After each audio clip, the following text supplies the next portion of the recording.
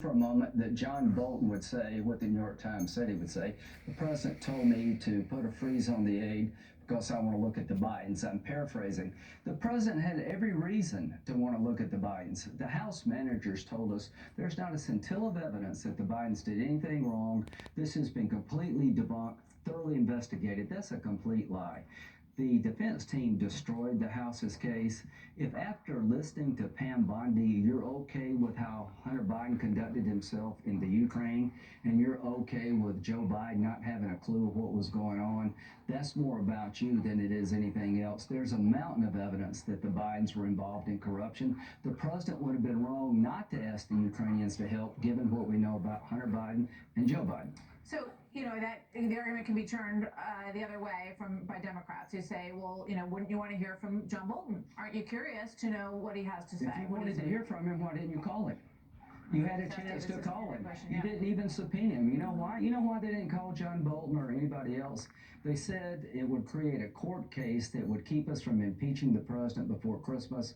They want to impeach the president before the election, not to remove him from office through impeachment, but try to hurt him politically. This is the weakest case you'll ever see in the history of the country in terms of impeachment. It was a partisan vote in the House, and what's happened, the president will be acquitted, and I think it will be this week. But you've unleashed the forces of partisan hell on future presidents if we legitimize this. So you think that the vote on Friday is going to be a vote to acquit the president? I think the vote on Friday is going to get us to a vote to acquit the president before the State of the Union is my hope. And let me tell my colleagues who are wanting witnesses, you're not going to get just John Bolton. I'm going to ask, if there's one witness here, so I'm going to ask for Hunter Biden. I want to prove to the country that there was ample reason to believe that Hunter Biden was corrupt and what he did in the Ukraine was against America's interest. I want to call Joe Biden and say, why didn't you follow up when you were told about your son's conflict of interest? I want to call the chief of staff of John Kerry, who was told by a business partner of Hunter Biden, he's joining this board. I just want to let you know, did you ever call Joe Biden and tell him your son's about to do something terrible? The most corrupt company in the Ukraine, your son's getting $1 million a year. I want to call the whistleblower. I want to find out if Lieutenant Colonel Veneman actually talked to the whistleblower after he was on the phone call.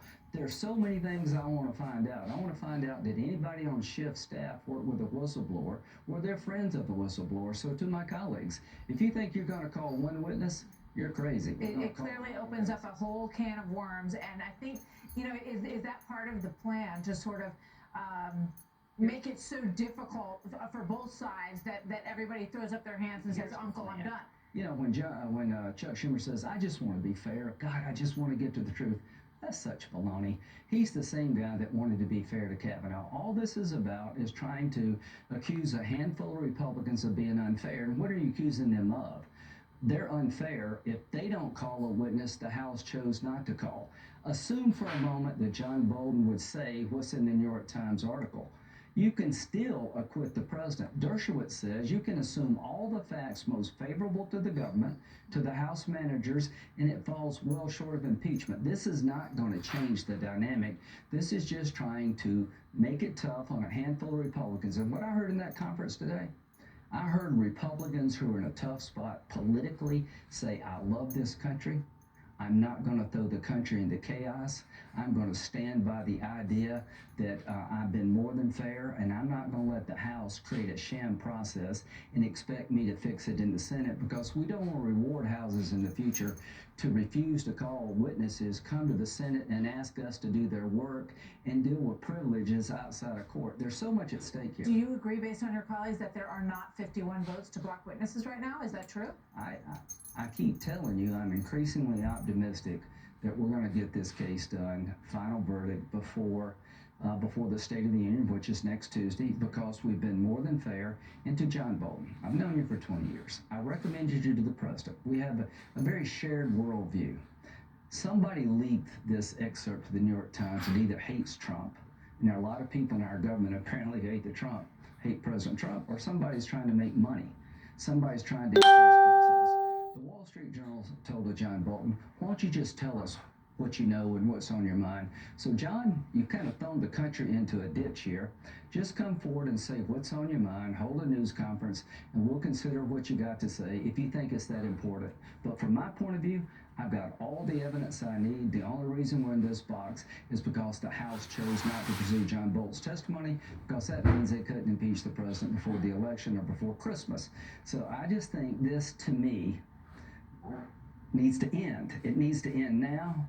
But if it goes beyond this week, it's going to go for a long time, and Joe Biden and Hunter Biden are going to be asked questions. They were not allowed to be talked to in the House. They couldn't call Hunter Biden. They told us there's no there there. Folks, there's a big there when it comes to Hunter Biden and Joe Biden.